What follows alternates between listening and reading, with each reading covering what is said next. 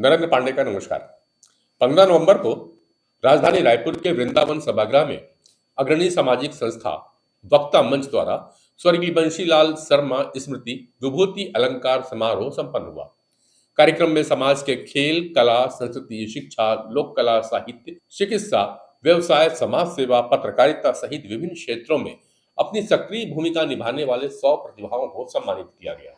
वक्ता मंच के अध्यक्ष राजेश पराते ने जानकारी दी कि इस अवसर पर राजधानी की 2 लेखिकाओं गंगा शरण पासी और पूर्णेश डरसेना की 4 पुस्तकों का विमोचन किया गया। इस बार के सम्मान का मुख्य आकर्षण यह है कि राजिम के पास करेबी बड़ी करके गांव है। उस गांव में हाई स्कूल और मिडिल स्कूल की जो छात्राएं हैं वो काफी अच्छा कविता लेखन करती है। उनको एक ग्रुप है, आओ कविता लिखे समूह। उस समूह की छात्राओं को हमने राजधानी में लाकर सम्मानित किया और उनकी प्रस्तुतियां जारी है। वो इतना अच्छा लेखन कर रही कि जो बड़े बड़े कवि है वो भी उनके स्तर का लेखन नहीं कर पा रहे हैं। और पहली बार वक्ता मंच के माध्यम से राजधानी में बाल कवियों का सम्मेलन हुआ, बाल कवियों को मंच मिला। गंगा शरण पासी और पूर्णेश डरसेना से हमने बात की।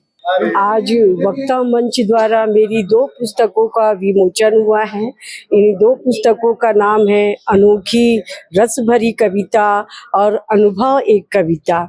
इस किताबों में मैंने जीवन की वास्तविकता को उतारा है और विभिन्न जो उपेक्षित वर्ग हैं, गरीब वर्ग हैं, पिछड़े वर्ग हैं, उनकी समस्याओं को मैंने छोटे छोटे शीर्षकों में खूब उनकी योग्यताओं को मैंने लिपिबद्ध किया है। अनुभव एक कविता में मैंने विभिन्न विषयों से संबंधित, जैसे कि हमारा संविधान है, हमारा स्वतंत्रता आंदोलन है, लड़कियों की समस्याएं हैं, नारी की समस्याएं हैं, नारी के सम्मान की समस्याएं हैं, इन सभी बिंदुओं को केंद्रित करते हुए मैंने बड़े ही सुंदर ढंग से छोटी छोटी रस भरी कविताओं का समावेश किया है अपनी पुस्तक में। मैं श्रीमती पूर्णेश डरसेना शासकीय पूर्व माध्यमिक शाला चंगोरा भाठा दक्षिण पूर्व से हूँ। शिक्षिका हूँ और साथ में लेखक भी हूँ। बच्चों को लिखने के लिए प्रेरित करती हूँ और इसी कड़ी में मैंने मेरे बच्चों ने एक जो कहानियाँ लिखी हैं उसकी एक किताब मैंने संकलित कर, इसमें मेरी भी कहानियाँ हैं और मेरे स्कूल के बच्चों की भी कहानियाँ हैं। तो इंद्रधनुषी बाल कहानियाँ मेरी ये एक किताब प्रकाशित हुई है।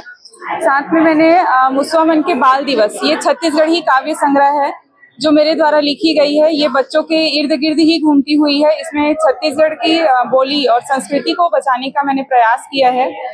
जो छोटी लोरी होती है या बच्चों की जो कहानियां होती हैं, इस टाइप से छोटी छोटी कविताएं मैंने इसमें छत्तीसगढ़ी में लिखी हैं, जिससे कि बच्चे हमारी छत्तीसगढ़ की संस्कृति से कनेक्ट हो सके। कार्यक्रम का मुख्य आकर्षण बड़ी करेली के ग्रामीण हाई स्कूल के 32 बाल कवियों का सम्मान एवं बाल कवियों का कवि सम्मेलन रहा। प्रदेश में पहली बार हो रहे बाल कवि सम्मेलन में बाल कवियों ने अपनी प्रतिभा से सबको अभिभूत कर दिया। सम्मानित हुए पत्रकार आशीष तिवारी से हमने बात की तो उन्होंने कहा, पत्रकारिता जगत में क्रांति तभी हो पाएगी जब पत्रकार सुरक्षित रहेंगे और अपने हिसाब से अच्छे से खुल के काम कर पाएंगे। और ये अभी कुछ समय से पत्रकारों पर लगातार हमला हो रहा है। पत्रकार छत्तीसगढ़ में सुरक्षित नहीं है। पत्रकार सुरक्षा कानून भी सरकार के द्वारा लागू किया गया, लेकिन वो भी एक छलावा ही साबित हो पाया है। तो मैं सिर्फ यही कहूँगा कि पत्रकार सुरक्षा कानून पे कुछ ठोस कदम उठाया जाए और तभी ये क्रांति कुछ आगे हो पाएगी। कि बड़े शहरों में पत्रकारिता करना थोड़ा मुश्किल होता है, क्योंकि हम कुछ भी खबर बनाते हैं तो कहीं से कभी हमको कहीं धमकी आ जाती है, कभी कुछ आ जाती है। और ग्रामीण क्षेत्रों में ये सब ऐसा ज़्यादा देखने को नहीं मिलता। समारोह का मुख्य आकर्षण ग्राम जमराव पाटन के 97 वर्षीय मूर्तिकार हरिराम साहू एवं रायपुर की 10 वर्षीय बाल प्रतिभा आराध्या शर्मा का सम्मान था। वक्ता मंच के इस आयोजन में 10 वर्ष से लेकर के 97 वर्ष तक के व्यक्तित्व का सम्मान सर्वत्र चर्चा का विषय बन गया। दूसरे सत्र में संपन्न बाल कवि सम्मेलन में वरिष्ठ साहित्यकारों ने 32 बाल कवियों की कविताएं सुनी, उनका मूल्यांकन कर भूरी भूरी सराहना की। मैं जो स्ट्रीट एनिमल्स रहते हैं, स्ट्रे एनिमल्स जो इंजर्ड रहते हैं, मैं उनको रेस्क्यू कराने का काम कराती हूँ कुछ एनजीओज के थ्रू। और इन सब में इंस्पिरेशन मेरे को मेरी मम्मी ने दिया है। और मैं माता फाउंडेशन, स्पर्श कोशिश फाउंडेशन और एमएस म्यूजिकल ग्रुप, ये सब के साथ काम करती हूँ।